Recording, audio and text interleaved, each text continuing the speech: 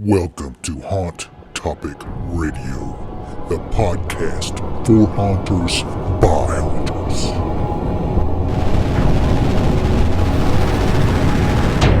These are our scary visions.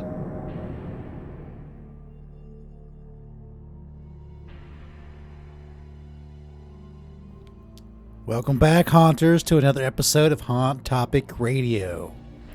Wow, Christmas time is here.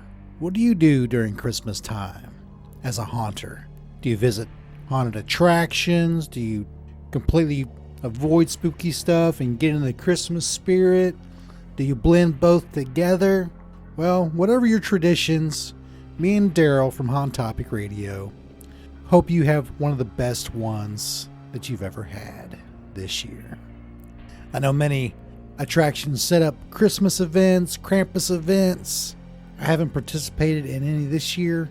It's been so busy for us, but we hope you take advantage of all the events and all the good times around you. In this episode, we get Conner Beets on from Imminent Doom Haunted Attraction. This was Conner's first year as a haunt owner.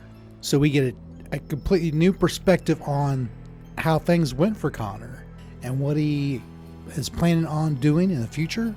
So if you guys are thinking about starting a haunt in your first 1 or 2 years as a haunt owner, Conner brings around some good advice, some tips and tricks on starting your own haunted attraction. And he's a young guy, so it's not like age has anything to do with it. I've seen young people do it. I've seen old people do it. So this is a great conversation on starting up your own haunted attraction. If you want to sit in on our next live masterclass, if you are a member of our HauntersToolbox.com group, you will receive an email with all the information in your email. We recommend you go to HauntersToolbox.com and sign up to be a member. There are free memberships and paid memberships over there. If you are a free member, you get access to our Facebook group live webinar. If you are one of our paid members, you get access to our Zoom link, which brings you directly into our meeting. You get to have your questions answered first, and you will get this video and audio emailed to you when it is over. As a free member, you get access to the Facebook group, the Facebook meeting. You'll have to go to the Facebook group. We always have it pinned at the top, and that'll be there for about 3 or 4 weeks, pinned at the top. You can have access to it there. So, our next masterclass is with Justin Blackburn from Scython. We talk about managing and organizing your haunt crew, actors, and how to do it so it's not driving you batty. And that is going to be on January 6th, 7:30 to 9 p.m. Central Time. That is January 6th, masterclass with Justin Blackburn from Scython. So if you're on our list, stay tuned for the email. If you are not on our list, make sure you're on the Haunters Toolbox Facebook group, and it will be published there. We want to wish you Merry Christmas and Happy Holidays. Let's roll into it, our episode with Conner Beets from Imminent Doom.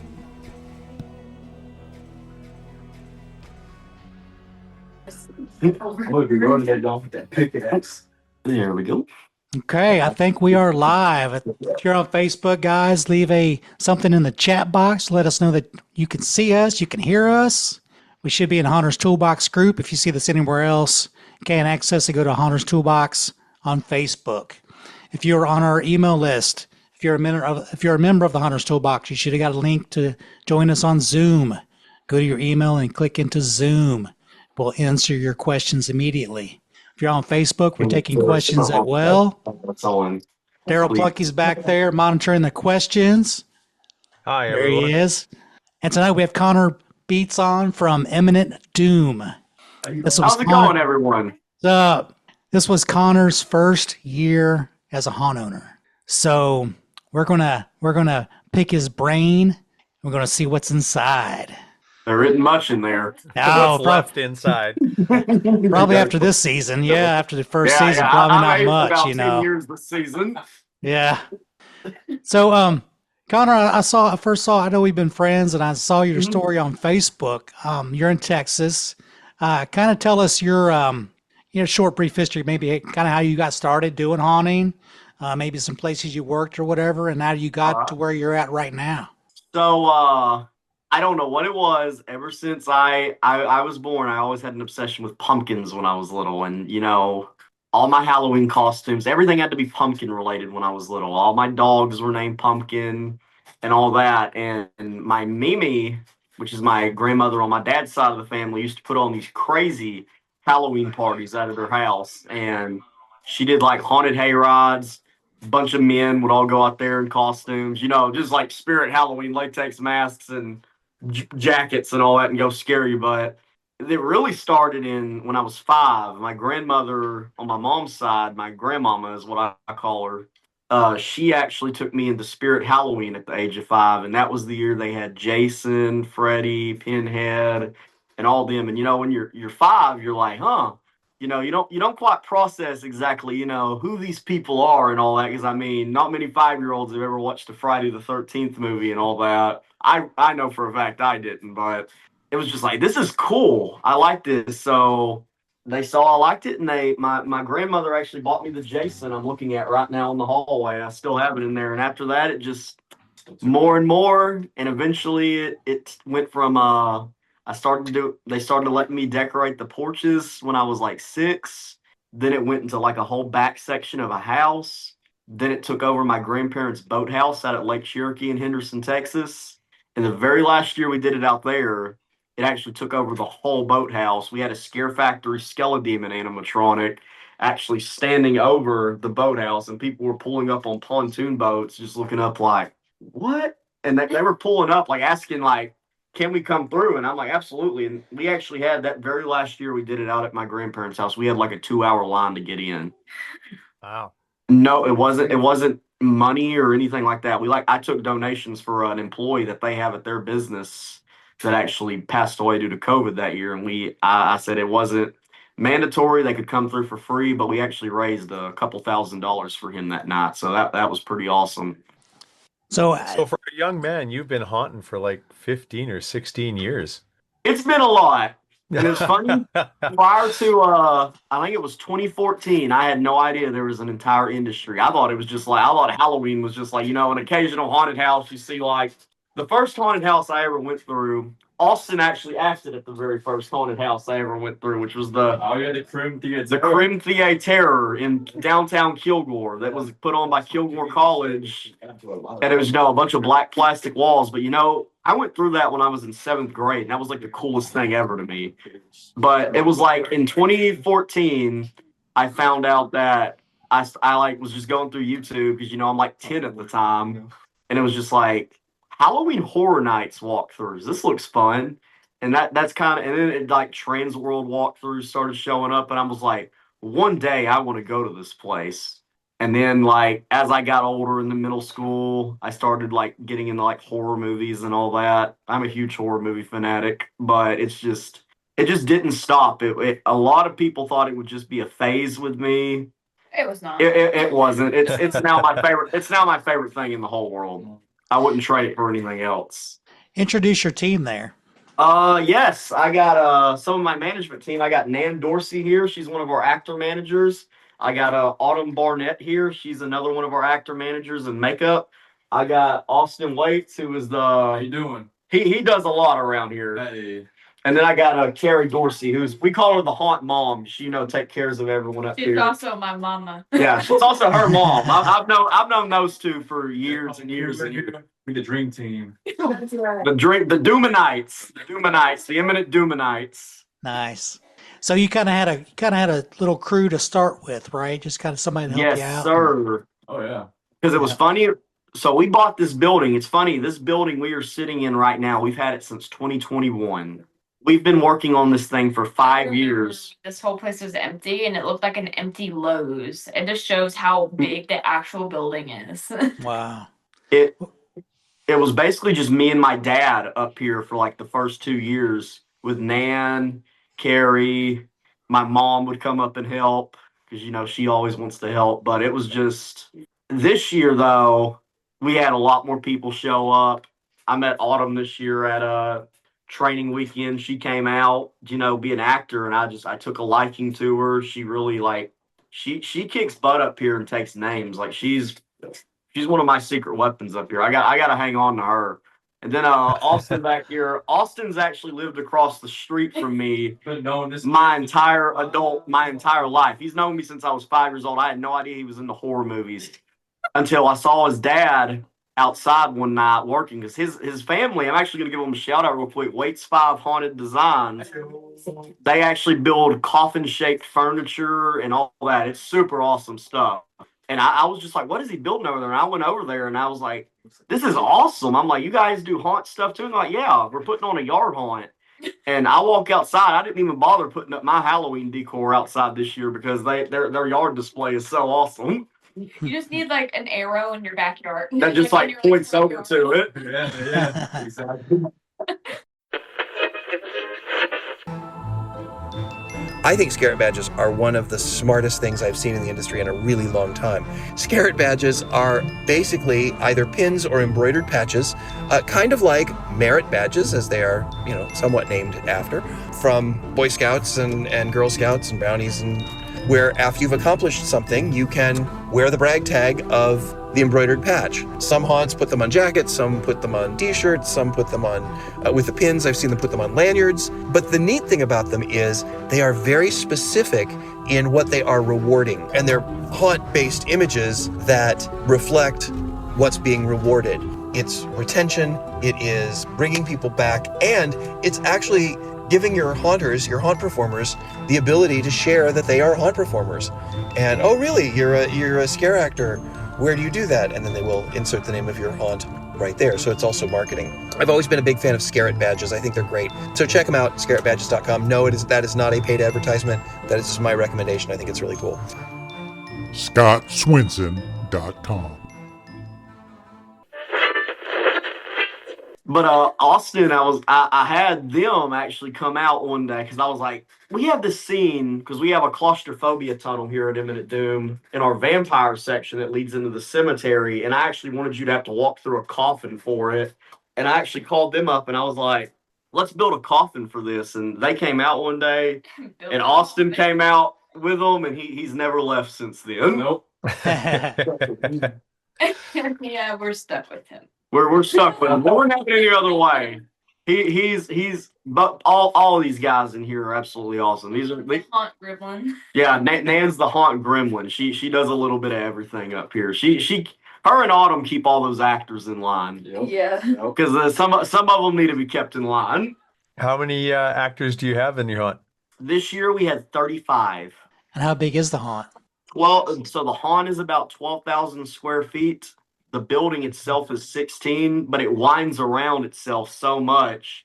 It's basically we shoved a bunch of really crazy scenes in this one area. It actually takes about 30 minutes to go through the whole thing. I was not, because I did a first walkthrough. I brought people in who've never been here, and I timed them, for advertising purpose, and it took them nearly 30 minutes to go through it. And I was like, So it's a lot. The building outside does not look big at all, but you get inside, it's huge. It's one of those buildings. Yeah, it's kind of like the TARDIS from Doctor Who. It looks tiny on the outside, but you go inside, it's huge. So we got some questions from Facebook already. First one is, how did you recruit your actors? Are they paid and volunteer, or are they paid or volunteers? So they are paid. So that's actually what I'm going to get into. This year, I put out an Indeed listing for them. Why I'm telling you guys this is not to do that. Actually interviewing them, post on your social media, and audition them because, again, a lot of people didn't know what they were getting themselves into this year. We had to break a few in. We lost a few, but actually didn't actually go in and interview them and all that. That's what we're doing now.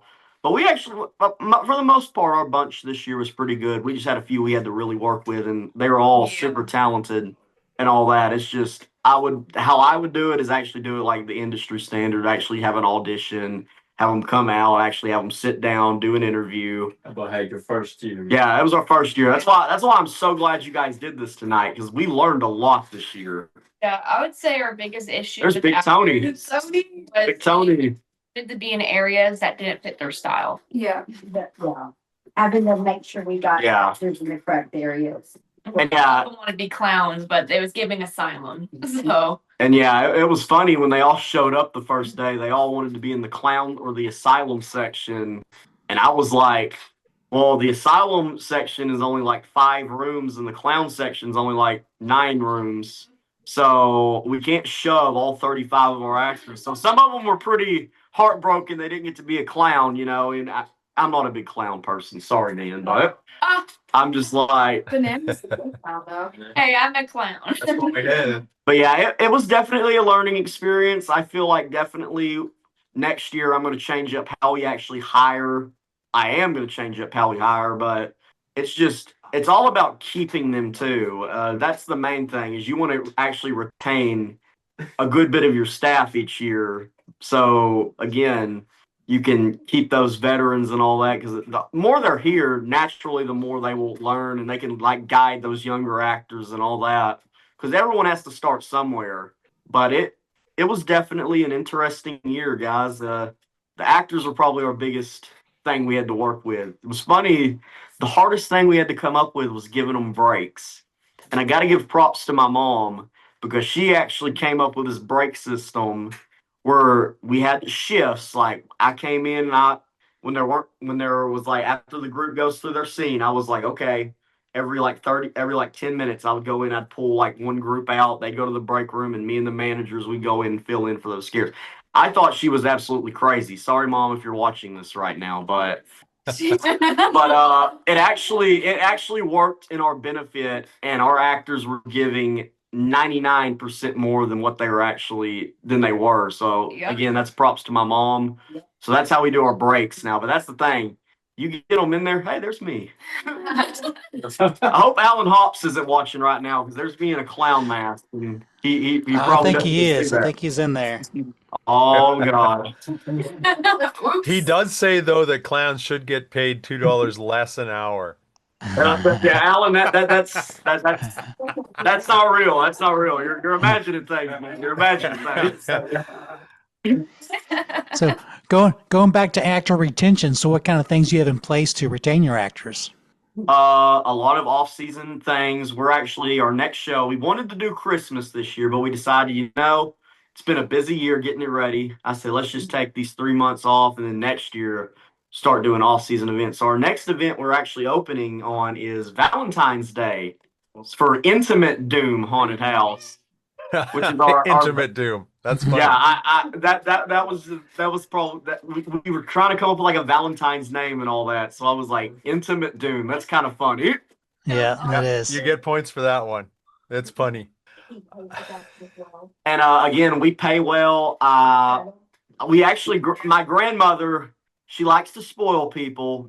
She brought in food every night for all of them, cookie trays and all that. And on Halloween night, she actually brought in whole Chick-fil-A trays with them. And I'm like, Grandmama, you're spoiling my actors up here. But again, they loved it. So Just treat them well. just treat them well. That's my whole thing. Again, you have to get onto them sometimes. I had to get onto a few this year. Nan had to get onto a few. Autumn had to get onto a few. Miss Carrie had to get onto quite a few.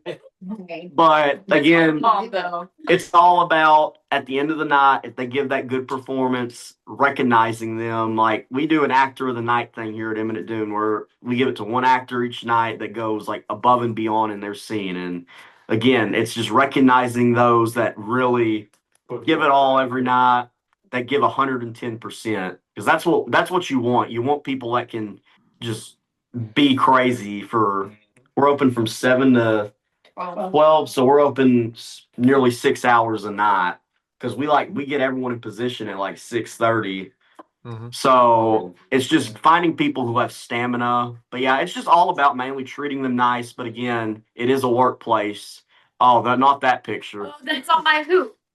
Who's that? Not that picture. That was a queue line one night. Yeah, that's I did stuff on there for like entertainment outside, but sometimes I take Conner being on there. Yeah, I was outside entertaining the line one night, and I was like, "Oh, this looks fun." I was like, "They'll love this." And I get over there and I start like pole dancing on that thing, and everyone's like videoing. I get on Facebook the next day, and it's like Imminent Doom Haunted House owner caught pole dancing. I'm like, "Oh yeah." Hey, But yeah, that's a part of it. Bad That's news what I told coverage is good everyone. news coverage, right? That's right. You gotta coverage. you gotta be able to act like a fool when you do these kind of things. That's what I'm saying. You can't be afraid to look like an idiot. Yeah, being You're in a afraid to look costume like a running fool around in is the mask on death. in the dark. You can't be afraid to look like an idiot. I know Now, for you sure said I that, ain't. No one in this room is.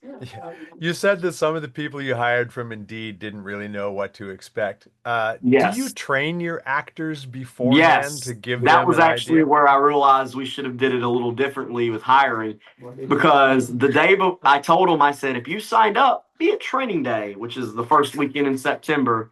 They were like, what do you mean training day, Connor? Aren't we just gonna hide in the dark and say boo? And I'm like, no, you're actually gonna be learning how to get in character, how to time your scares properly. And again, it kind of we had it was a work in progress, but again, it was just they had to learn.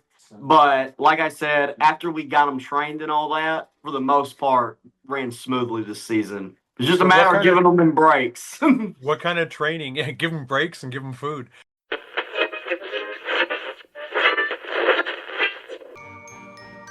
Do you know what causes haunted attractions to shut down before they even get started? The top 3 roadblocks are lack of funding, lack of leadership, lack of resources. As a member of the Haunters Toolbox, you get instant access to the tools you need to start and grow your own haunted attraction business. To get started, become a member at haunterstoolbox.com.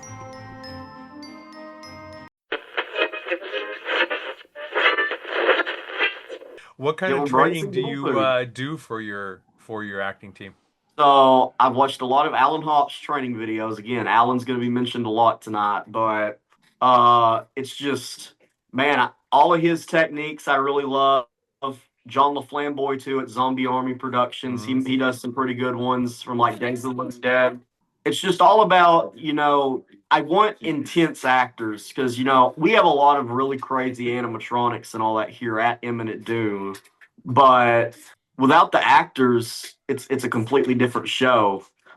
And I just said I wanted to do something that I haven't really seen. Actually, take a haunt. It's got a lot of big, crazy animatronics and put some like bonkers actors through it, and like just assaulting you every bit of the way. And that's what we wanted. It's my dad. And there's Mr. Larry getting with Austin behind him. Yeah, Austin's our Michael Myers up My here. dad did parking. It's a family affair up here. Like their whole family works up here. My brother goes to college in Mississippi. He was down here every weekend helping us park people. Bro, I look bonkers in that photo. It is a very tight face. Yeah. That's me. Fancy windows. I was pointing at people's phones and I just kept saying they were fancy windows. I was a killer in this one. Okay. Cleaning your mess up with some bleach. Yeah. Yeah. Yeah, that we want to make sure they're all clean before they come in, so It's a lot of fun to interact with the world. That's the thing. When I actually get to get in character and actually get to go hang out in the line and all that, and have some fun with people, that's the most fun I have. Yeah, I love that picture. That looks like straight out of Halloween '78. Yeah. Oh, Black yeah. and white sets it off too. Big Tony.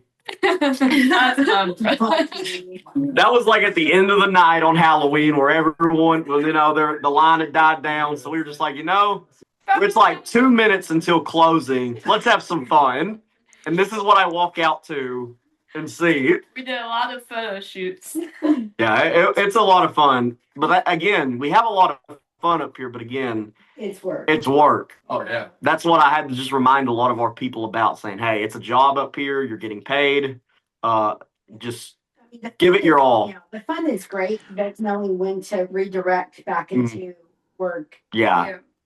Because to be honest, there's some things up here that we had to deal with like rowdy customers and all that that that aren't fun to deal with, but it's just part of it. Yep. Comes with the job.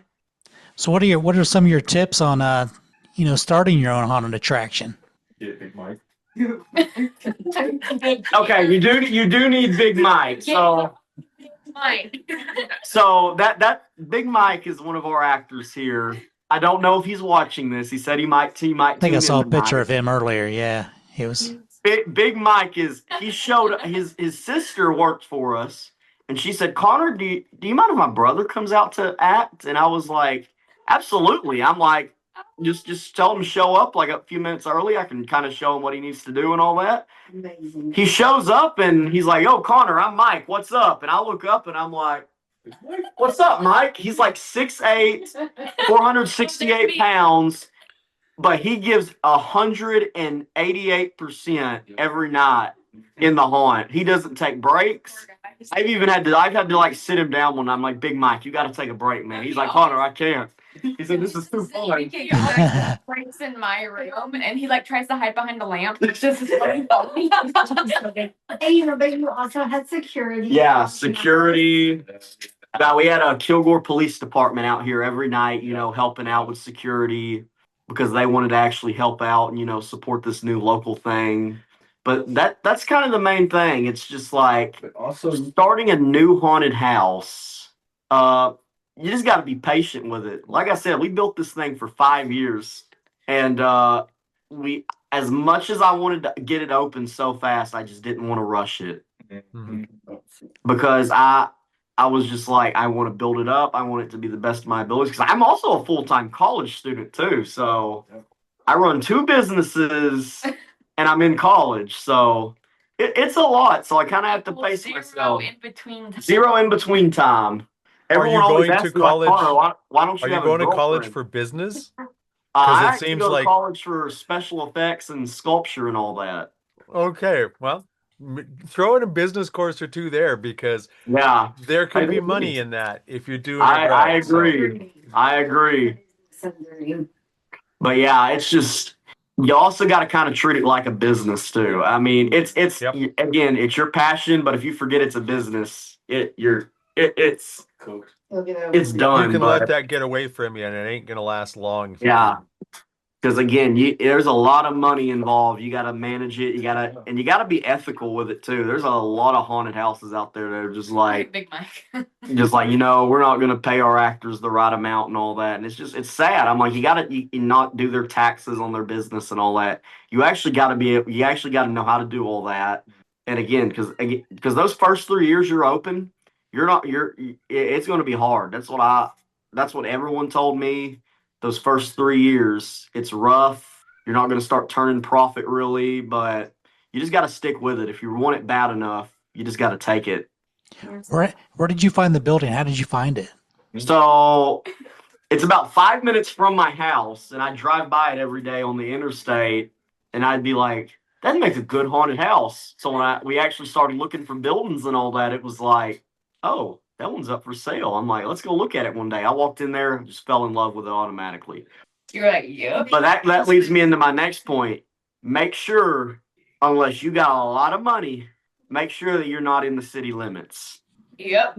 That's what took us so long to get this thing open is we had to build a massive sprinkler system for it. Since it's in between Kilgore and another town called Liberty City, we weren't on Kilgore water.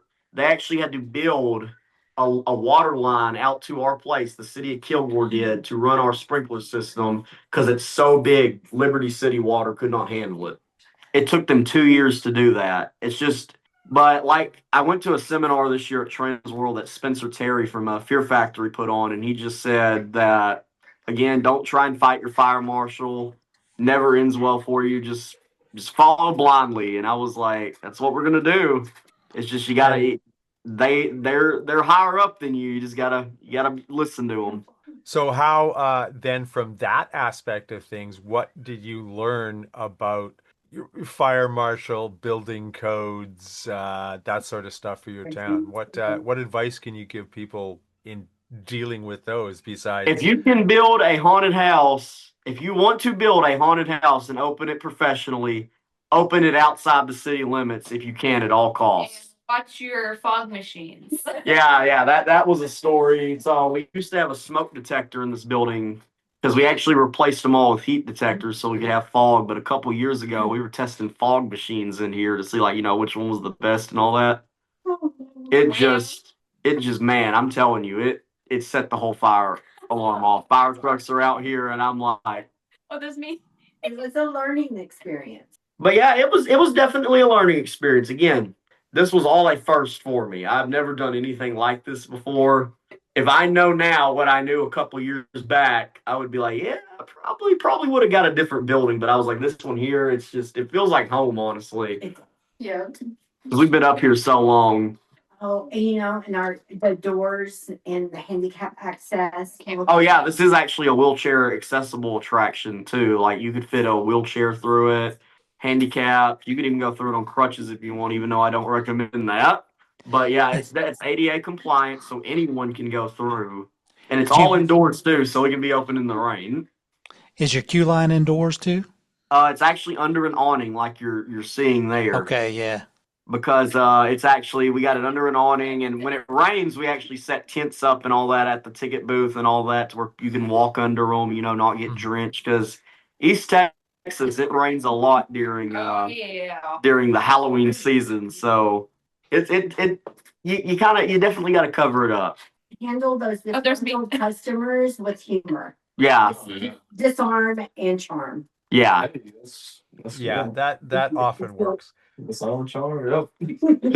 we definitely had our fair share of those this year, but our security team again responded very quickly and appropriately, and we took care of it to where it didn't become a major problem. So again, that it's all about just responding to those little problems and before they get big too. Yes, sir. Yeah, one of the problems that Dave is asking about is how did your actors communicate to the management, whether it was a tech issue or rowdy customers or a medical problem, somebody passed out. Or hurt themselves? So each little section of the haunt, whether it be our clown section or our inbred cabin section and all that, each little section has someone in charge of it. If something goes wrong, they go to that person. That person has a walkie-talkie. They radio me or whoever can get over there fast. We'll go over there. We'll fix the problem real quick, usually out of sight. And we also have a code word, too, for our actors. If something goes wrong, they get assaulted, which is candy cane. We tried to make it, something not Halloween related. So, again, it's just you shout candy cane in there, you kind of know immediately, all the people know what's exactly going on. Now, would you still use these methods next year, or is this something yes, that sir. needs a little bit of tweaking? Definitely, we will be using these methods next year. It worked great for us this year. We actually have a 3-foot walkway that goes around the whole maze. Mm-hmm. So, and it's got entrances into all the rooms. So we can actually get to one end of the haunt to another in like 10 seconds and respond to an issue. And we always have somebody at least walking around the perimeter. At least walking the perimeter of the haunt, making sure exit lights are on. Very tight ship to right.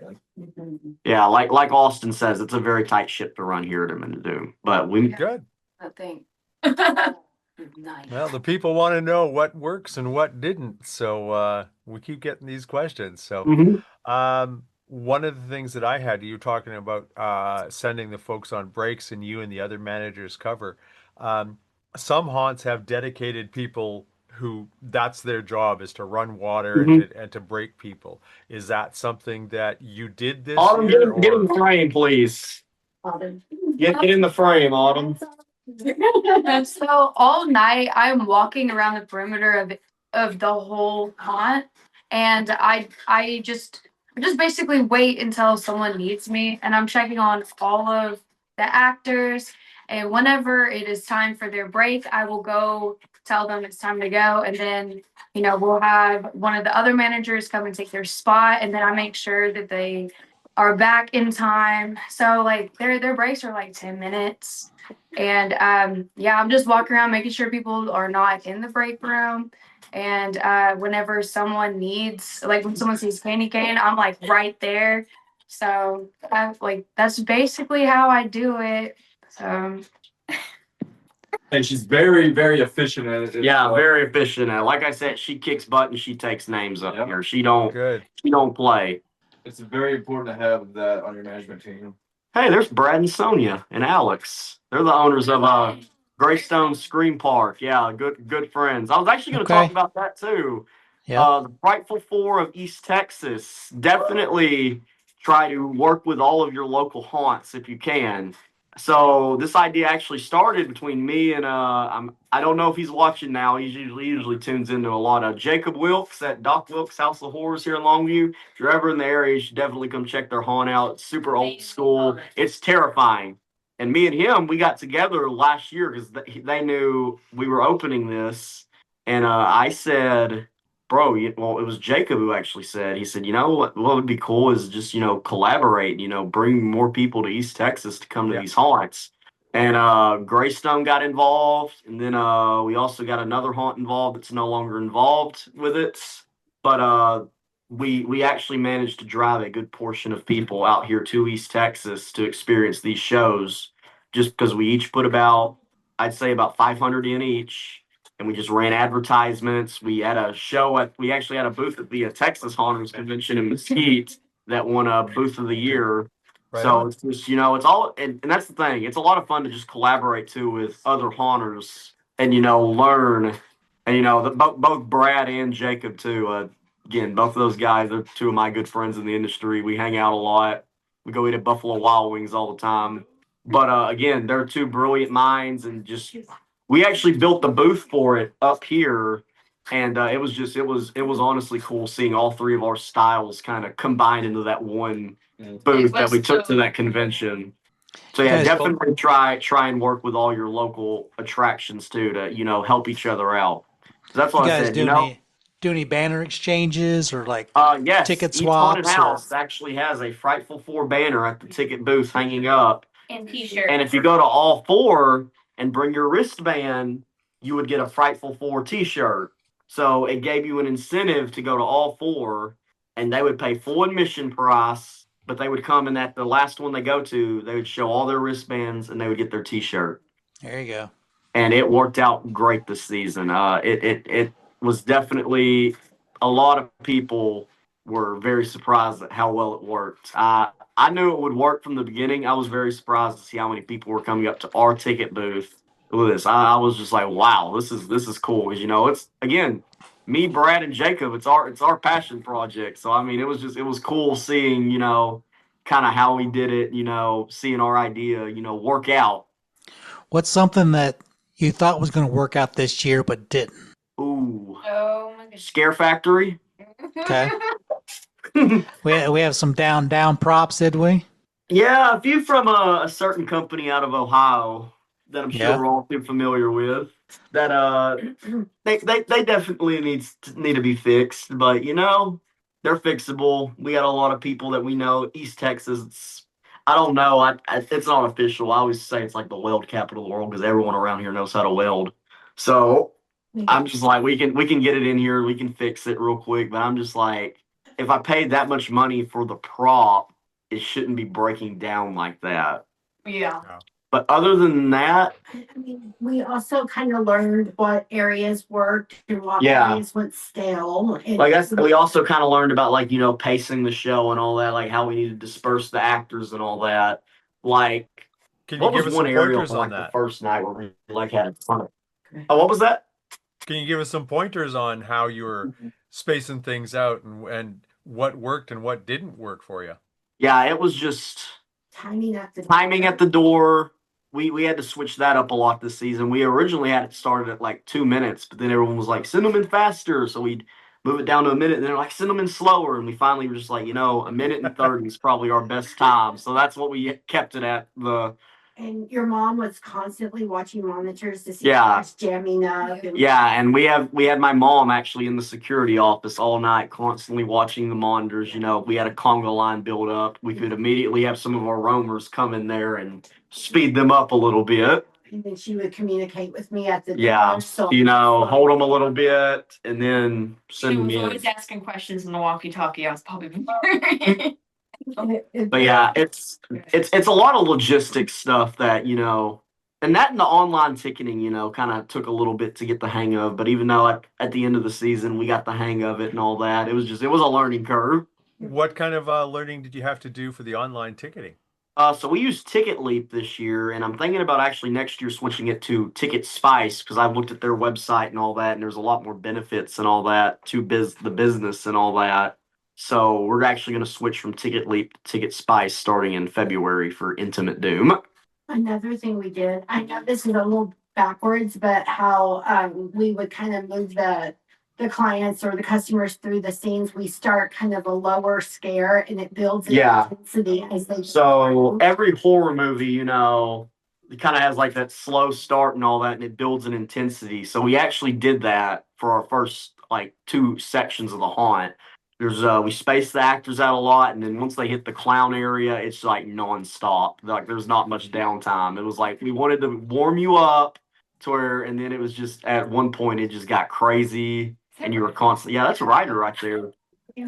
I mean, and your haunt, Conner, Imminent Doom kind of tells a story as you go through it. So it kind of helps push you through. Yeah, and that's the thing too. The haunt's themed to a town that this entity, which is our Scare Factory Skeledemon, cursed and unleashed his army of monsters from the underworld. The only way to stop it is to bring him a sacrifice.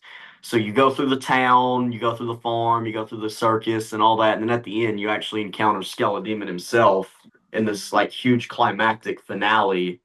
So it actually all flows too. Like it actually.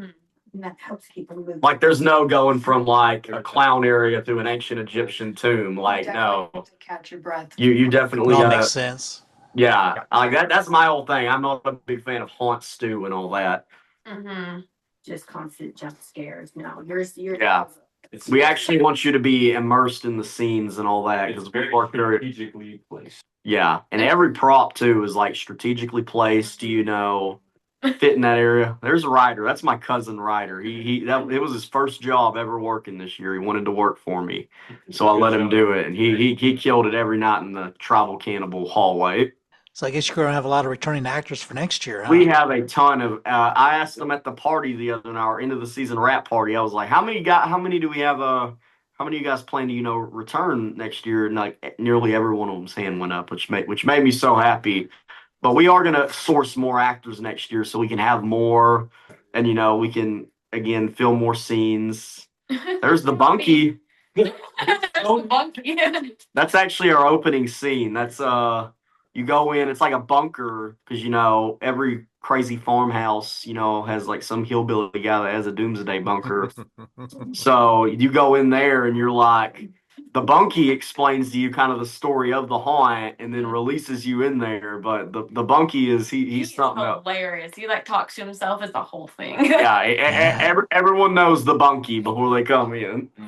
You can hear him outside.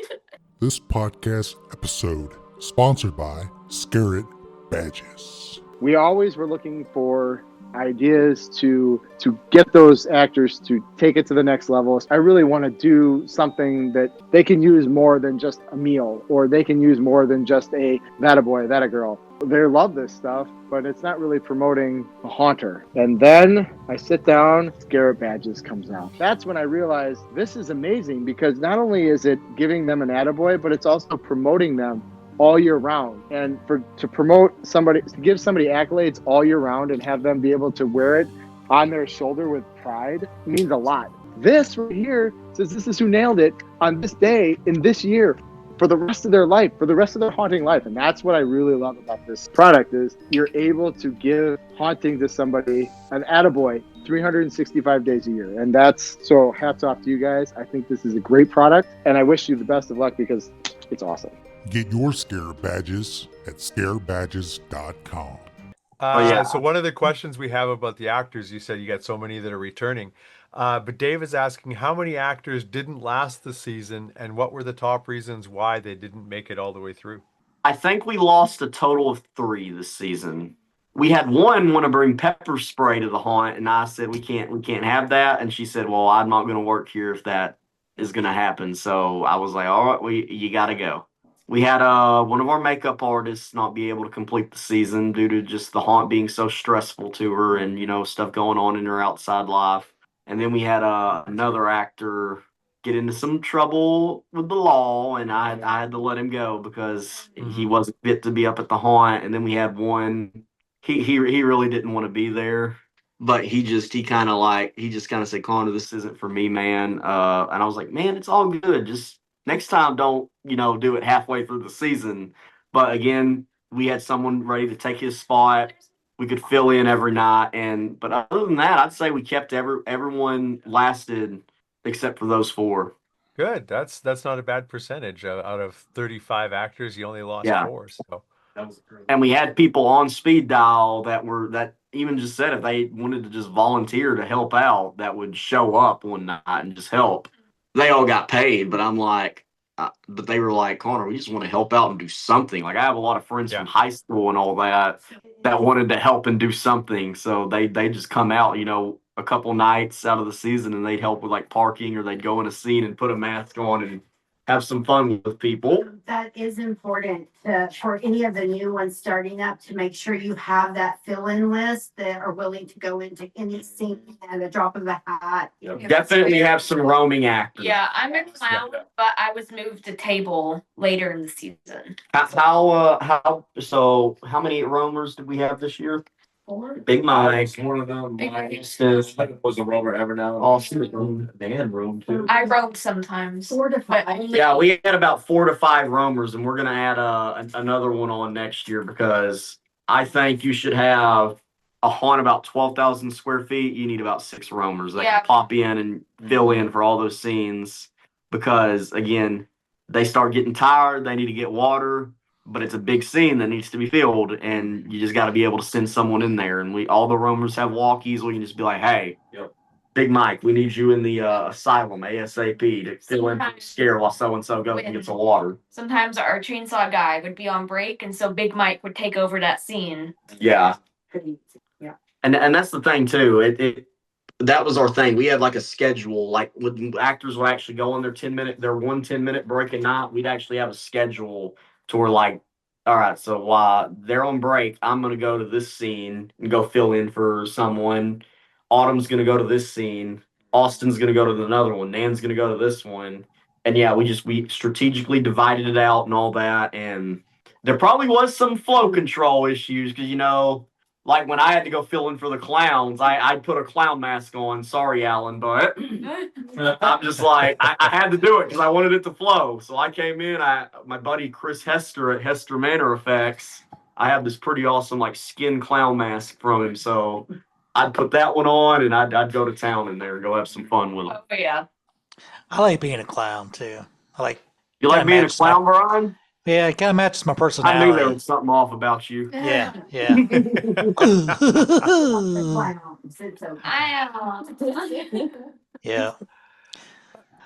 gotta give the clowns a hard time always. Yeah. Because you can be sarcastic, you can be ornery, you can be gross. I mean, you can just be whatever you want. But I will tell you this though, I did have a lot of fun filling in the clown section the nights I did. Like that was a lot of fun. Our clown section in the beginning, we would do like trivia and stuff like that, and just catch them off guard. And that's the thing too. All of our actors actually interact with you in the scene for the most part, and we can actually. There are some areas of the haunt, like some of our facades and all that. There's like a conga line buildup. We can actually stop you in those areas. Kind of like if you've ever been to Cutting Edge Haunted House in Fort Worth, we can kind of like stop you in those areas and all that. And be like, hey, hold here for a minute. Our actors can kind of entertain you in that area until that, blockage gets somewhat clear, and then we can send them into the room. Nan was very good about that with the clown area, keeping them, occupied until we got off blockage. They'd have a whole trivia show. Yeah, it was like tease trivia. We did like this whole thing. There were so many questions. But yeah, that's just the thing. You got to be. A lot of people think just haunt acting is just jumping out and saying boo and. You've got to tell them about whenever you scared this group of women so bad they stayed in the corner, and then you had to tell them to leave. Oh, yeah, that was one of the few nights I actually had to break character. Was I jumped? I was in character. I think it was in our laser vortex. I jumped out and I got them, and it's like dominoes, like they're falling down on the floor, and usually they get right back up and they usually take off because they want to get away from you, but they didn't get up and it was a minute went by, and I'm like, okay, guys, I'm like, you gotta go, you gotta go. They were calling for someone to come back. They were so scared. Yeah, that one was funny. I made a couple people fall in my section because I scared them so bad. And then, no, we've had some scares where people actually wet themselves. Yeah, I think we had about people. One night too, like Yeah. how many people? The Halloween night, we had about 15 people wet themselves in the haunt. We had to go clean it up. Left too. Yeah, we had people not even be able to complete the first But they couldn't get past Bunky. Some They couldn't people get past the even bunkie. walk inside. Yeah. Because the people outside. I would gently persuade them into the door. But yeah, again, it's just you gotta be able to keep those customers flowing, even if at some point, I don't like to break character, but if there's a blockage in the scene I'm working in, I'm like, hey, you gotta kind of start moving a little bit. Yeah, And if do you what you actually can do in it- character, and sometimes you just have to break character. Yep, that's the because- thing. Because I was thinking I was trying so hard to do it in character. I was like, get on in there, I'm gonna scalp you or something like that. And then that they just wouldn't go, and I was like, guys, you gotta get going. Yeah. I'm like, So- because they're. Oh, what was that, Brian? Going back to training, do you train your actors to respond to stuff like that, or are they just kind of learning as they Yes. go? Yeah. They are trained to respond to that. I hate having to do it, but it's a reality our industry is facing. Sadly, they are trained in sexual harassment. They are trained on, again, I don't allow any kind of alcohol, any drugs, any vapes, any cigarettes. If they need to hit a cigarette or have a smoke break, they can go outside on their break time and they can go have a puff real quick. But I'm like, none of that in the building. They're trained to be respectful at all times, no matter what. I tell them to leave all their drama at the door. But again, sometimes you got a bunch of teenagers in here and they don't know how to do that. So that was fun some nights. That was one of our auto-manized issues. It was Yeah. a lot of teenage drama. Teenage drama, because we had a couple people show up from a local high school, like 5 of them, and they were good. Some of them, they're amazing, great actors, and most of them, for the most part, super good. There were a few of them that had some drama that they did. Some drama, but that's They okay. wouldn't But I was like, guys, you just got to be leaving it. Hey, there's Jeb. That is the MVP of Imminent Doom right there. That is Jeb. So he's the chainsaw guy in our hillbilly cabin area, and his actual name is Jebediah. So we did not have to name him. We didn't have to name his character. And all you had to do is bring in Big Red. All you had to do was bring in Big Red every night. He was set. When I would run on the freaking table, I would go, Jebediah! And you would hear him start, yeah! And what's crazy about Jeb too is he is high functioning autistic, but you would never guess it in his scene because he was tearing it up in there every night. A few actors that We actually have a few actors that are autistic. amazing. And so that is something. Don't limit yourself. Yeah, never Really limit yourself. Exactly. Explore all your actors because they killed it. They all killed it. There were a ton, but yeah, they're all trained to respond to all those kind of issues that happen in the haunts. Do you find that you need to move actors? I know you're only open 8 nights this year. But do you find that you need to move actors around Yes. mid-season? I told them not to get comfortable in any of their scenes. I said, you're probably going to get moved at least once or twice because, again, it's flow. Someone doesn't show up one night and it's a big scare. I might have to pull you in there, stick you in there for a minute. Or if someone shows up late, they're not going to be there on time. I'm just like, all right, so if they're going to be here, we'll stick so-and-so and chainsaw because that's a big scare. And then until that person gets here, they'll do that and then they can go back to their regular scene. It's all about prioritizing your scenes too and having an even distribution of actors throughout. I've been to a lot of haunts where you go through and you're just kind of like, it's kind of like a dead spot. You're going 5 minutes until you see another actor. I don't like that. I actually want you to be constantly every 2 rooms bumping in the actors. And eventually I hope every other room, it's now an actor next year because I can get more staff. because we'll be open and we'll have an established reputation. Absolutely. They'll be, well, yeah, we'll have to turn them away. So. Dave's got a question. Are you in favor of having guest haunters work at your haunt for a night? Absolutely. So we had my buddy Mannix.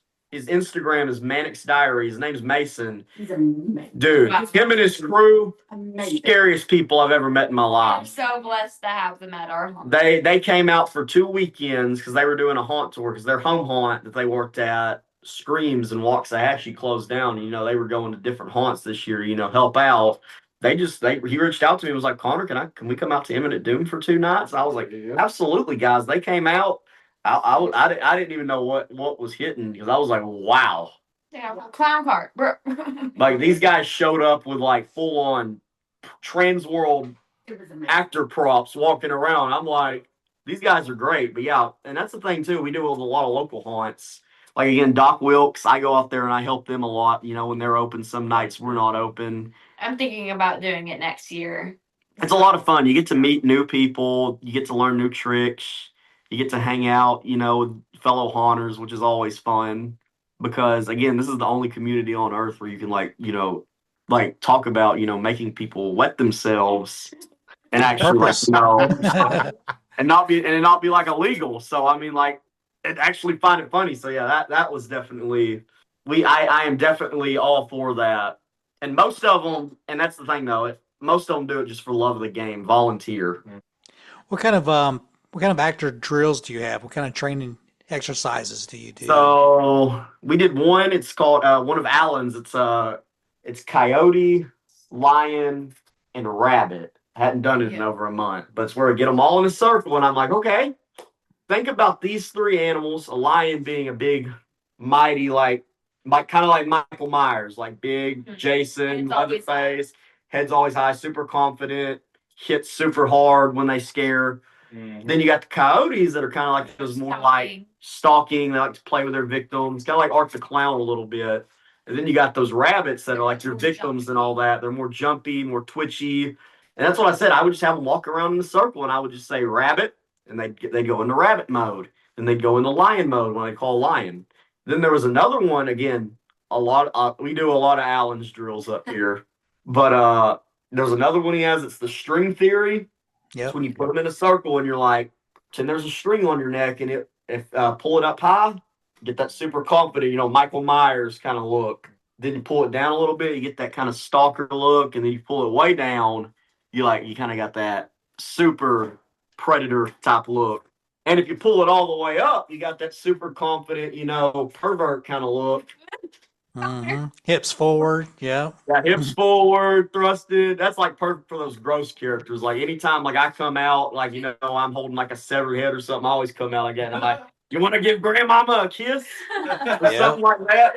But and it's also important to make sure that you get some cardio in there. And I'm not saying make your actors do a workout beforehand, but I don't think realize how much it takes from you to act for 6 hours with the screaming or the standing. So it is important to run some drills or to make sure that you have kind of a plan in place to keep them active and moving so they're ready for the season. Yeah. But they're instructed to also pace themselves too. I tell them. Do they listen though? So it's hard for the most part, no. I'm like, guys, just remember those first few groups, scare them good. But I was like, maybe don't go like insane on them where you get like super tired and you're down by 9 o'clock and we need you another 3 hours. So I'm like, you just got to be able to pace yourself and, slowly work your way up while also giving those guests that intense show. Now, Rory has a couple of questions. Oh, Rory's on here? Yeah. What's up, man? The first one from Rory is, I'm sure people would be interested to hear about the maintenance that goes into your air system. Nudge, nudge, wink, wink. Rory has actually seen the air compressor. I'm just going to put it to you like this. The Peterbilt plant in Denison, Texas, our air system is as big as theirs. Nice. Allen's air system at dark hour is bigger than ours by 1 compressor. One It's of the all other the deal. questions that Rory has is, what do you do? What do you have in place for animatronic maintenance, and what happens if something goes down during the night? How does that affect the So, show, and so how do you get Rory, that I'm fixed about up? to tell off on myself, bro, but Skeledemon's hand fell off one night right before we were opening. And I was like, let's duct tape the thing, and it actually held the night. And then the next day we got up here and we welded it on because we didn't have time. We actually just pulled the solenoid out that made the arm move, and it was just the duct tape was crazy, and no one ever knew it. But we sometimes have to make those temporary fixes. But then when next day we get up there, we got to kind of go in, got to fix them good. Sometimes sometimes you aren't able to get to them this season. You just got to have them work the best of your abilities. Like we had one from Poison Props. It was our clown window jumper. The air piston that actually propulsed the scissor mech up actually went out. It's the door. And it actually, so we were like, okay, we're just gonna pull that solenoid to where when you walk by, he's just gonna go, and it still scared people. Yeah, you got to make it work. All season long. So Learn to adapt, right? Yep. Right, your dad, Connor. Yeah, my dad is a huge.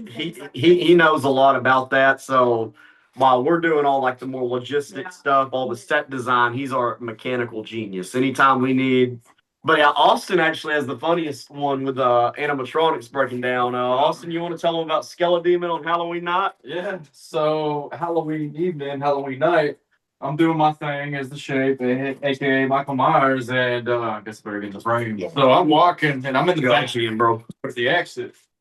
Out of nowhere, I'm like, what the hell is that? And I'm looking around. I don't see anything. Well, I'm not looking around. I'm keeping in character. And all of a sudden, this black line comes and hits me in the face. And I'm like, uh-oh. And then I turn around, and I see this line just doing this right here. And it's cutting into the wall, like the insulation stuff. I'm like, this is not good. And finally, I think Watson was walking around, and he got your dad. He's like, "Hey, dude, something's wrong with this thing right here." It's It's scary. This is really 30 good. minutes before opening on Halloween night. Yeah. It It threw me off. I was like, "Oh, what?" But that's again, you gotta be able to handle it, and you gotta be able to prepare for it. It actually got your dad. Yeah, we've had power go out in the middle of the show. We've had that's the worst. lights. Half the haunt lights didn't work. Like right before we started opening up, and it ended up being a mouse that had chewed through the wire. So my brother found it quick enough. I think we were like 5-10 minutes late. Yeah. So yeah, you're gonna come across stuff. So yeah, that's what I just tell them. You got to be able to handle it. If you have something go wrong and it can't be fixed that night, you just got to roll with it. You got to still give 110% for your show. If you have to put an actor in that room if something breaks down, just do it. Make it work. But yeah, you got to make it work one way or another. Entertaining those customers, right? Oh yeah. Dave has got the question: will you keep using licensed horror characters like Art the Clown and Michael Myers, or are you gonna phase them out eventually in favor of developing your own characters? We actually have our own characters. Austin back here is a huge horror movie fanatic. Like, who all do y'all have connections to, Austin? Oh, so yeah, we really good friends with Felissa Rose. We know Miko Hughes, Ari Lehman. We know David Howard Thornton. There's a lot of people that house. Yeah, they call him Uncle Dave. They know Felissa Rose and all them. Like they're big into the horror stuff. Like they go to all the like the big horror conventions and all that. They and like my aunt. And that's kind of what we did. Was I was like I don't want too many of them. But I was like, maybe having those like one or two popular characters that people see in the haunt, and people would be like, "Hey, there's Michael Myers." Yeah, funny. Especially have them outside, walking around where people can take pictures of them. Again, that's just a familiar face a lot of people know and see, and everyone's like, "Hey, that's cool." But for the most part, it's all original characters inside.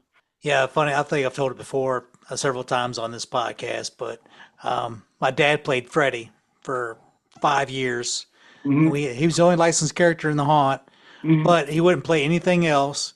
And when he started the first year or two, he had a cheap Freddy mask.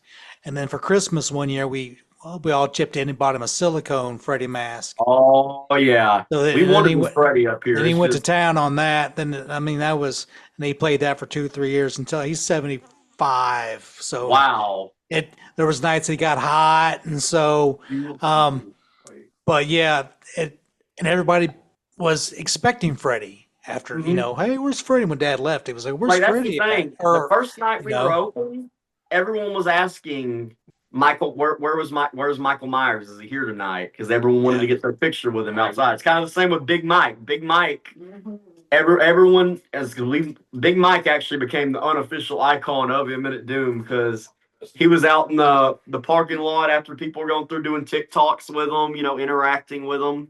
And I was in a TikTok and I didn't even know. Yeah. That's actually another one of our original characters there. That's actually Rat Trap. He lives in the sewers of Imminent Doom, and he's very aggressive. He looks Yeah, it. we got because we have like several icon characters. I actually want to branch out because like Overkill, which is my character, he's the caretaker of Imminent Doom. Yeah. He Overkill is something else. People either love him or they hate him. He has no filter. And I have zero control over that character. But it's just we try to like build these icon characters up and we actually have big plans for them next year. We did have art come out one night. We did have art come out one night, but that was just our thing. We're like we want people to actually kind of get more invested in our story and all that. So that's why we want to kind of make these icon characters big. Because I mean like John the Flamboy at Hell's Gate and all that gives them like each of his icon characters like social media profiles and all that. Like for their character, they can post funny things on. Mhm. They're actually one of my favorite haunts of all time, and is a Chiseltooth Manor, which was at Terror Knight's haunted house. Rest in peace, actually in Tyler, and they did the same thing too. Like they had like entire merch lines of all their characters and all that. The Chiseltooth family, and again, that was one of the haunts I went through when I was little, and it was so cool seeing that. But yeah, that's the thing. Next year, I really want to expand on that and actually like create lines of merchandise. Hey, there's Overkill. Yeah. No, he loves holding axes to little girls' throats. Here's his persona. But yeah, that's just the thing. You really want those icon characters. You want them inside the house, but you want them to be able to roam, where they can come outside, interact with people and be like, So our goal is to have more of our original Yeah. characters take over and kind of phase out, And that's- except for yeah. special nights. except for like special nights and all that. Like, but yeah, that's the thing. We just kind of like to, have like Michael and all that come out, every once in a while and be like, yeah, he's just people, know him and all that. Yeah. They all want to see Michael Myers. Photo op. Yeah.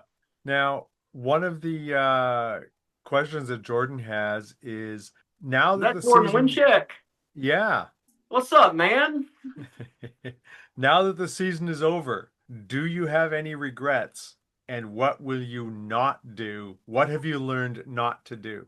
That's my addition to the question. Jordan, you're always asking the hard questions, man. But man, that's a really good question. Probably gonna be choosing the actors a little more carefully and actually I interviewing. would say the process of hiring actors is something Yeah. to not do this year and Yeah. do better next year. Yeah, like that's the thing. Like kind of what I opened with. We're gonna change how we hire actors and all that next year. We're gonna like completely switch that over 100% to like full on auditions. They're gonna come out. They're gonna show up, and they're actually gonna prove they can do it. And we're only gonna take a certain amount of them. But it's gonna be they're actually gonna come in. They're gonna prove themselves again. The people we have this year, they're already grandfathered in. Most of them, for the most part, absolutely killed it. Good. But we just want to make sure that these people know what they're doing and we actually get to see what they do before we, jump on up and like bring them on the team completely. Now, one of the questions I ask, because I'm an actor manager as well, one of the questions I That's a ask very hard job. our new actors at the end of the season Did it freeze? is, did you learn something that made you better? Do your Something that actors made me feel better?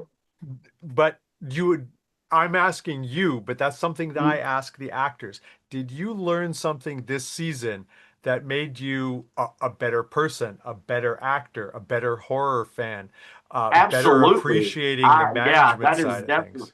Because Daryl, I'm going to tell you, seeing the progression between night 1 and Halloween night with all these actors, seeing how much they've learned and just seeing how much they took on, I was like, wow, it was just a huge quality difference between the show. I even asked them, I was like, did you guys learn anything?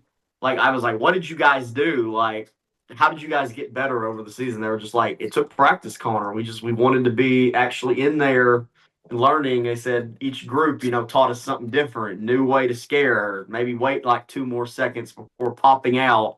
Because that was the thing I really wanted to stress was the timing and all that. 'Cause, there's some haunts, they all get the front of the group. I'm like, I want you to like kind of target that one spot in the group. You can tell which area of the group is the scaredest. So always attack that weak point of the group. It's like a predator chasing prey, like a cheetah. I'm like, you always got to know where that weak point of that animal is before you latch on. I'm like, you got to attack those weak points of that group. That's what it's all about, in my opinion. And what's one way that you grew through this season? One way I grew? Yes. Well, I aged about 10 years. Like, Yeah. to you. Haven't we all, man? Haven't Like, we right, all? I was telling Brian earlier, we're actually filming this. I'm currently passing a kidney stone right now. Yeah. So yeah, there's definitely been some ups and downs, but again, what I've learned is patience. Definitely, I've had to be patient with a lot of people, and just like going with it. As much as it killed me on Halloween night that my favorite animatronic in the show was not working, I was like, well, there's 99% of the other show that is working. 1% isn't going to completely nuke my show. But It's just going to be a prop. it's just going to be a prop for the day. It's kind of like your final your character, though, right? It's kind of like your final. Is Yeah, that the one that was broken? that's the final character. That's the big one. And he was still The big there, finale. and like we had the audio and all that on, but he wouldn't like come down and lunge at you and try and grab you like he usually does. We got to fix that cylinder. So in But yeah, I think. Where do you see yourself in 5 years? Where would you like to be? What do you want to see Imminent Doom in 5 years? What do you want it to look like? So, man, we have 10 acres of land that are on this property. I eventually want to build several haunts that you get to go through. Like again, I want to take it slow. I want to put off again probably not until I get out of college in 2027. But it's just all about, we want to make like a screen part where you can spend like a whole night at Imminent Doom. Yeah. But over the years, like we're already cooking up ideas for the set design for next season because we got some big plans for 2026 because everyone's like, how are you gonna? They were like, because it was Sean Podesky at Haunt Finder General. He came through and I think I remember him asking like, how are you gonna top that next year, Connor? And I'm like, I gotta. I'm like, the show will never be finished to me. It'll never ever it will never be perfect to me. Satisfied. There will always be something I want to change, and we already have ideas for a new scene next year that I haven't really seen before at any other haunt. But it's pretty insane. It's pretty gruesome. Yeah, it's something. Well, But, I think that's sort of the general consensus. I'm not sure exactly which room we were talking about, but Alan Hopp said that room was excellent and a really gross set. So that was a little while back. And then Troy Crivolone, hey, Connor, Troy. Connor is a crazy great haunter and loved the young energy. Was lucky to be allowed to use this haunt for our Home Haunter Awards show set, and I brought some Jersey folks to see his haunt later in the season. Congrats, Conner Beets, and your whole crew for a great first season. That was definitely a very fun weekend, Troy, when we shot that video. Yeah, that was, man. Yeah, Troy and Alan, guys, those two guys, I love both of them dearly. They've taught me a lot. Two of my closest friends in the industry. But yeah, again, that's something else I kind of want to add on. Never be afraid to ask for help is the main thing. I mean, you go to TransWorld and all that because I go every year. I mean, it's cool seeing all the pretty awesome props and all that because I mean that's what I love. But the main thing I leave that place with is just walking down that show floor aisle and talking to people, seeing how they do their haunts, taking something from them, and maybe they can take something from me. I think it was the first day I was at TransWorld this year. I only made it to half the show on the first day because I spent about 6 hours just talking to people in one aisle. Yep. It was crazy. But again, so much information was gotten out of that that helped me with this. That's what it's all about. You just got to go in, join these Facebook groups. Haunter's Toolbox is a great one. Haunter's Hangout and Stoke Beast Live Creepers. Alan's group's great. And again, it's just you want to meet other like-minded people.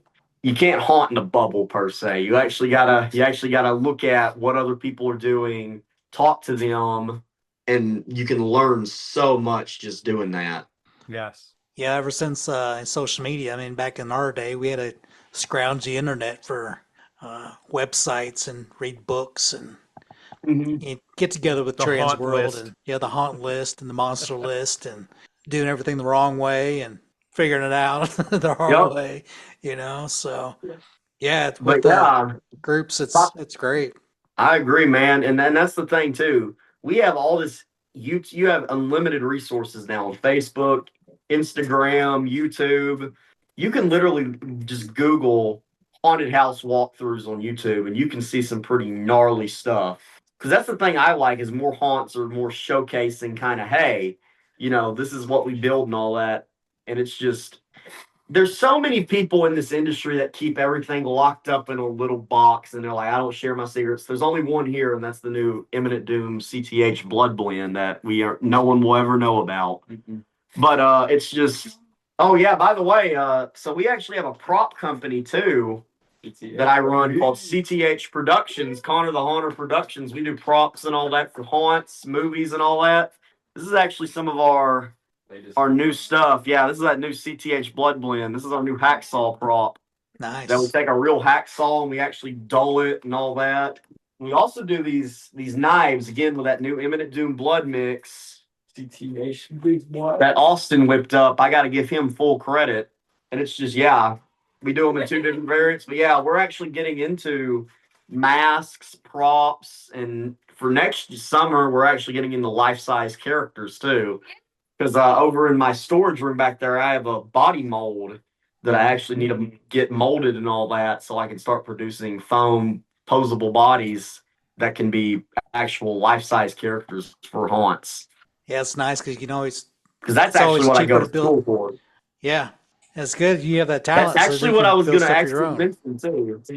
Yeah, that's the thing. The most you can build in-house, the better, honestly. We had to buy a lot of stuff because, again, it's just the time we were working with this year and all that. We had to buy a lot at TransWorld and all that. But from now on, I'm actually looking at 75% of our stuff being built in-house now. And don't be afraid of promoting yourself and what you're building and creating. Yes, exactly. Definitely show some cool behind-the-scenes photos because that's the thing. Everyone should strive to be an Alan Hops and an Ed Edmonds in their life. Both of those guys are hands down two of the most humble people I've ever met, and they're always down to help you. There's so many people in this industry that are just like, they don't want to help any other haunts because they're stingy and all that. So I'm just like, man, it's just like those two guys, they're flourishing in this industry because they actually want to help and help people like me make their shows the best they can be because they have such a passion for it. I love that scene. I hung that guy up. Yeah. I'm pretty proud of it. It took so long. Yeah, that's the chainsaw scene. He's heavy. You would those Ghost Ride props are heavy. Out the way, he is heavy. Yeah, and he got beat up this year, and it's like you wouldn't even notice because the quality is just so good on those props. Yeah. Amount of people that ran and just pushed him out of the way, like move. Because they had Jebediah on their tail. Jebediah. Jebediah. That's actually not how I get chased down. Look at a shirt made of. I'm also painted. Yeah, that was like back in March when we did that. Yeah, that's some stuff we actually built in-house, a bunch of body parts and all that for our chainsaw scene. Because that's how we did that scene. We actually have 3 strobe lights in that scene, all at different speeds, death metal music playing. It's super crazy. And it's like you get in there and all of a sudden this like nearly 7-foot tall dude with a chainsaw comes out. And it's just like fear just kicks in and they just go I saw that you gave awards. The first pictures they were showing that you give awards to your actors too. I love to give, again, recognizing those good actors, the ones that gave above and beyond every season, and just giving them the recognition they deserve, making them, feel appreciated and all that. Morale boost. Yeah, that's what it's all about. Right. There you are. There's Autumn. There's Destiny. She did really good. She did.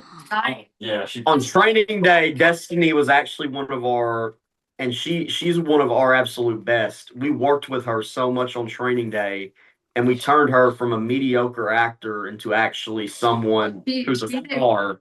Literally, she absolutely killed You it can every hear night. her from other That's what I'm Yeah. saying. She is the one person who it's like, oh, that's Destiny. We Yeah. know. She Yeah, makes, we can definitely tell Destiny. she makes her presence known in the whole, and she's at the end too. So we So can hear her at the beginning. How do you take an actor to help them come out of their shell? Do you have anything? Constant, tips? just like constant saying, I like this, but do this. We don't close ourselves either. We show our personality, and I guess it helps them be like, oh, I'm not going to be too much. And with it. well, it's just, And that's what I told them. I'm like, guys, you're in this place. I need you to act a fool I think every night. But it's just all about, pushing them to be the best they can, giving them those critiques, but doing it in a way where you're like, maybe this, but not this. But it's you gotta just give them those critiques. I don't like to give them lines either. Like that's my whole thing. I like them to all improv it. 'Cause then it's like a robot. Yeah. We're trying to be that. No, and reminding them that they're the character, so it's not necessarily Miss Carrie doing all this crazy stuff, but it would be my character doing that. And just remember to immerse yourself into your character and go that way. And sometimes that helps forget about your insecurities and your inhibitions because you're not Miss Carrie anymore. You're the person trapped in the asylum or the I mean, my character barks sometimes. I mean, I've barked twice at like a Walmart, but like I wouldn't normally do it. We act a fool here. Just get out of here. We don't care if we look like an idiot and all that. We will act a fool. No, also what were you going I think a lot of it has to do with just throwing them out there and throwing them out there into the scenario and just like, hey, do it. And it's okay to be nervous at first because I was nervous. They take Autumn, for instance, she was terrified of doing it. Then she broke out of her shell. And he got me a prosthetic. Like it's like I was Vicky, and I was so scared. He just one day was like, "Hey, you're Vicky." I was like, "Oh no!" So I watched the Terrifier movies and stuff. I was like, "Okay, I can try." And then once we started, like I just didn't think I was just that character. And all he said to me was, and I was so nervous. I was like, "Connor, what do I do?" And he was like, just do you, Autumn. Like, just do your best. You got this. I believe in you. And then it just happened. I mean, after that, then I was able to act in the haunt and be a roamer and help a little more. I mean, she was on my table sometimes, and I'd be on top of her, strangling her. We freaked people out. They literally thought that I needed help because of how I was screaming and how she was murdering me. We put bruises all over each other. I had my hand over her mouth. Yes, and I was struggling so hard, and everybody was just like, "Do you really need help?" Maybe I grabbed my hand. I'm talking to people walking out, and they're like, "What was going on that table?" They said that wasn't right. That a lot of people. It's like what I said. When you put the mask on, the prosthetic or the costume, something takes over you. Yeah. You know what I'm saying? You become that. You embody what you put on. Have you checked out HauntersToolbox.com yet? It's free to join and full of useful information to help you start and grow your own haunted attraction business. All the information on HauntersToolbox.com is created by the pros who do it. We have a library with ebooks and presentations on topics like creating an employee handbook, starting a business plan, or the best types of lights to use at your haunt, plus a lot more. You get instant access to the library plus free video masterclasses by the experts in the haunt industry. Classes like Alan Hops from Dark Hour Haunted House teaching scare acting, or Philip Hernandez from the Haunted Attraction Network teaching marketing and social media, or Leonard Pickle from Hauntpreneurs teaching haunt design and construction. I even got a few master classes in there as well. You don't have to do it alone. Let us help you. We also host monthly live masterclasses to steer you in the right direction so you don't get lost. Once you become a member, you also get instant updates on our next masterclass in your email so you don't miss the next one. And if you need more one-on-one help, there is an option for that as well. I would be honored to help you get your attraction started or help you grow your current one. I know what it takes. Let's talk. If you're interested, you want to start and grow your haunted attraction, go check out HauntersToolbox.com. Don't be scared.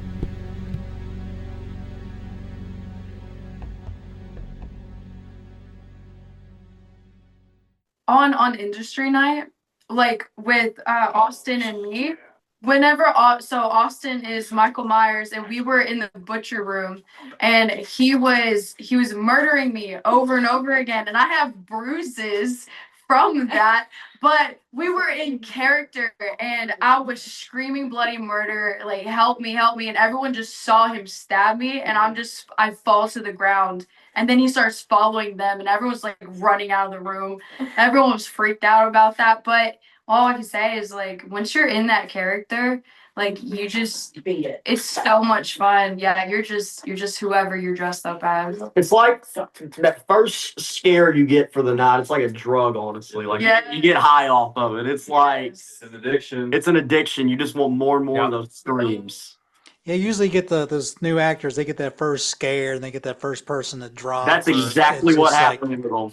Then it just kind of takes off, you know. Big Mike, his very first night here, I was like, Big Mike, what'd you think? He said, Conner, don't even bother paying me tonight. He said, I do this for free. He said, this is fun.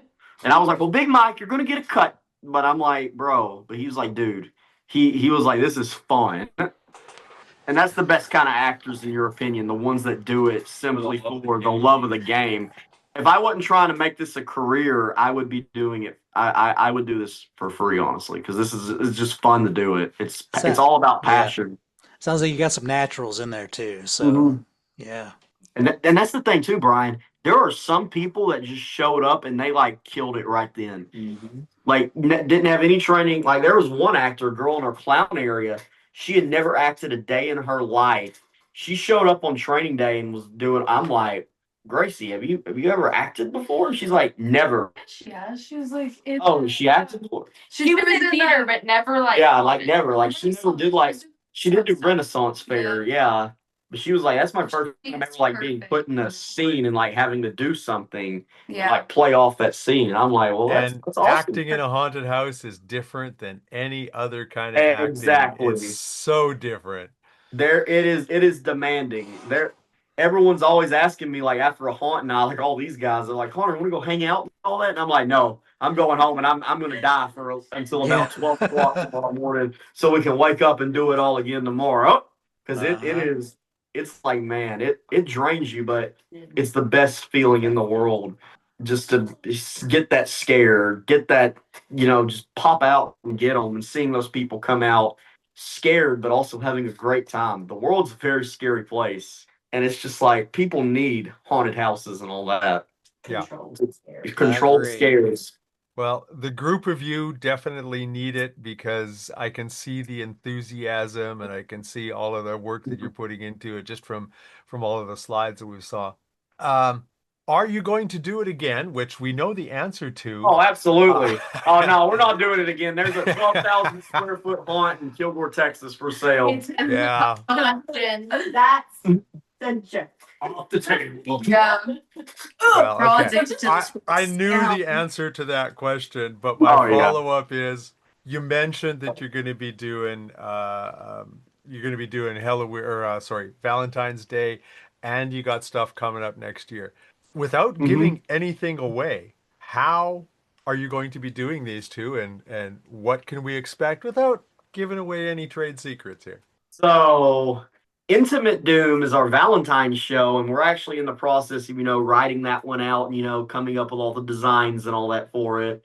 We actually have some really, super intense scares for that one. I'm so excited for y'all to see it. And then we have our St. Patrick's show we're doing, which is called Luck Runs Out, because St. Patrick's Day and Valentine's Day, the weekends that those are on actually fall on Friday the 13th next year. So I'm like, dude, I'm like, we got to be open because I'm like, you got 2 holidays back to back, and I'm like, you also got Friday the 13th there, and I'm like, we got to be open those weekends. But we're also doing next year, we're doing a Christmas event too, which is like Krampus and all that. Christmas Carnage is what we're calling it. And but again, we try to focus mainly on the actual October one and these special events we do. We try to make them as good as possible, but again, we mainly focus on that the time where you're going to get slammed with the most guests. But we also want people to come in for these off season events. Come have something fun to do. Like, women nowadays, I found this out because but they like interesting dates is all I'm going to say, and they're always looking for interesting stuff to do for Valentine's Day, and I'm like, maybe this is the answer for my fellow guys, looking for something fun and interesting to take their girl out to do for Valentine's Day instead of taking them, go watch some overrated romance movie or go eat steak at Texas Roadhouse. It's pretty cheap. Do all three. That's what he's saying, and that's the thing with Greystone is expected. They're saying that they're going to wait and see how their Christmas goes, and to see if they're going to open for Valentine's Day. But Doc Wilkes is open for Valentine's Day, so we're actually talking about doing a Frightful 4 thing, even though it's not Frightful 4 next year because there's only 3 attractions next year. Yep. But it's definitely we're gonna try and promote that as much as possible to get people into all 3 of those haunts. And that's why we're deciding to open them for both 2 nights, so you have 2 nights to go experience all of them. Well, I got so many people down in Texas I need to go see, so I think I just one year. Texas is a new haunt paradise, Brian. Yeah. Especially East Texas. Do not let this place go past your radar. Okay. Greystone, Imminent Doom, and Doc Wilkes all hit different. Yep. So and then you get the DFW haunts like Allen and them, Cutting Edge, Pearlvania. Texas. And then you get like down in South Texas, you get San Antonio and all that. There's just so many good haunts here. And Texas is really becoming a new destination for haunts and all that because there's so much here we have to offer. From this big, buddy. Those are presents from the bag.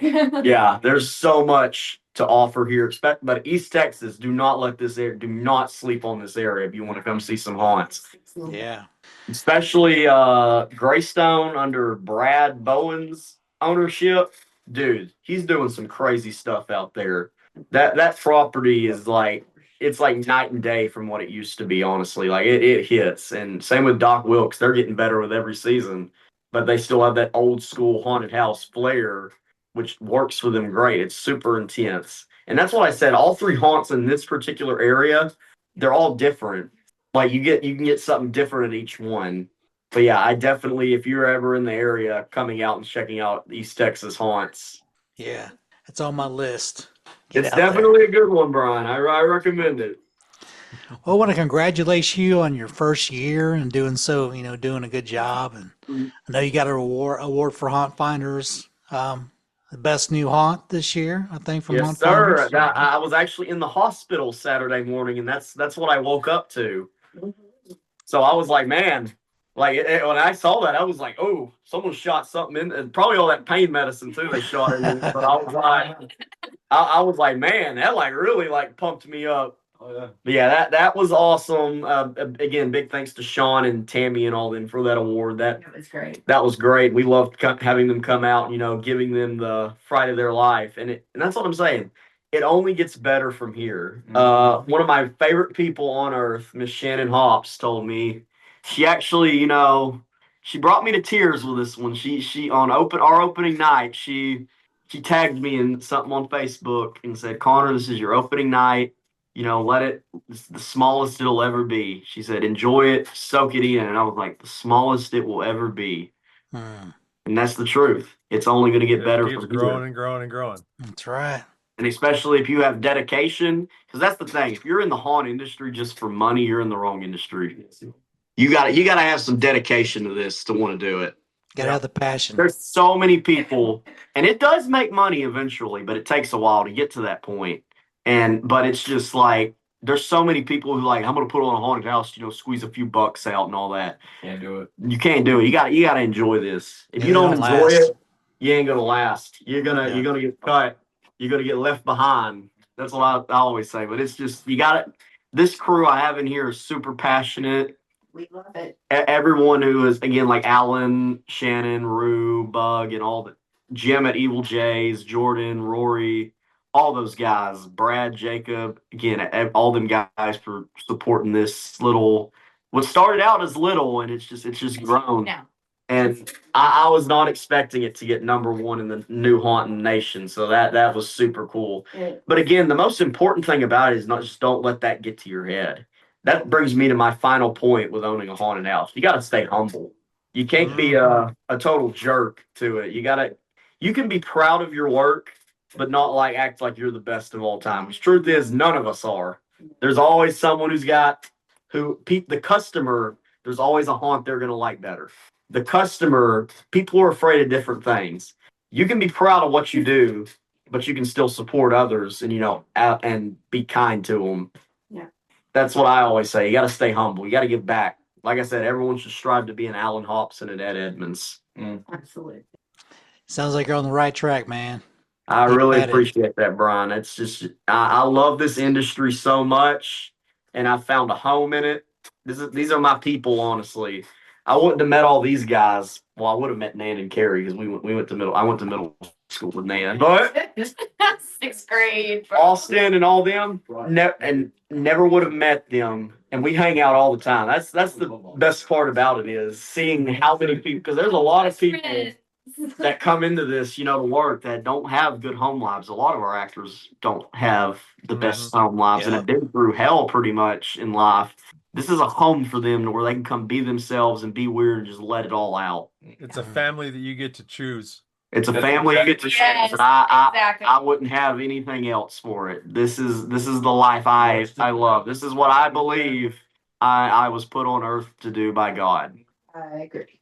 Good. Where can they find you, Connor? Where can they come see you? So, Imminent Doom Haunted House.com. Tickets for Intimate Doom will go on sale January 1st. And CTH Productions, we are actually in the process of building a new website for it, but you can come see us at Horror for the Holidays in Bastrop, Texas on December 6th through 7th. And, come have some barbecue at the Texas Chainsaw gas station and, come buy some cool products. Waits 5 Haunted Designs will be there too, and they're bringing some killer stuff. And we are in Kilgore, Texas, right on I-20 going towards Dallas. We're about an hour from Shreveport. We're about 2 hours east of DFW.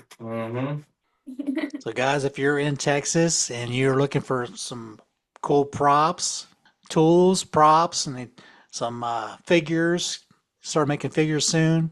Yes, sir. Check them out. So we're actually getting into stuff that's going to break the 12-foot mark for next July for the Texas Haunters Convention. Okay. Because I want to do TransWorld, but I'm waiting until I get out of college for that one because that's a whole different ball game to vend at that show. Yes, sir. And That's I'm waiting here. till that'll have my full and undivided attention, or I don't have to worry about doing homework every day. I can just focus on that. Right. But yeah, that's just the thing. Thank you guys so much for having us on. I really appreciate this. And I hope I did inspire some people on here, chase that dream, because again, it won't chase you back. If you want something bad enough, you gotta actually go out and you gotta grab it. You gotta go look for it because it ain't gonna find you. Excellent words of advice, and we thank you for all of you for coming on, telling us about everything. I implore you to go and read all of the comments. So I think we got through all of the questions, but there's a bunch of comments in there. I know what I'm doing when I get or home even tonight. bring tears to your eyes. So man, I really appreciate it. Man, I better get the tissue ready. and hope that you get over those kidney stones. Man, I'm telling you. That's what I said. The haunt life ages you. I'm telling you, it ages you.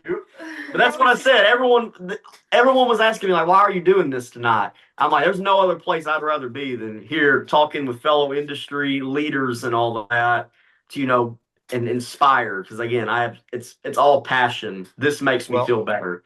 Based on the comments, you've been noticed. Some of these people are obviously ones that know you, but we hope that other ones listening tonight I'm gonna new have to you. to read all these when I get home. Yeah. And I, Congratulations on your first year, and I everybody really is appreciate wishing that, you Daryl. continuation of Imminent Doom, just to grow, get better. Some people are pretty excited that you have 12 acres. Man, I'm excited too. We have some pretty wild ideas we got planned. Definitely some intense haunted house stuff that This- the East Texas area really hadn't got a glimpse of before. well, this will be the smallest it'll ever be, right? Smallest they'll ever been. That's right.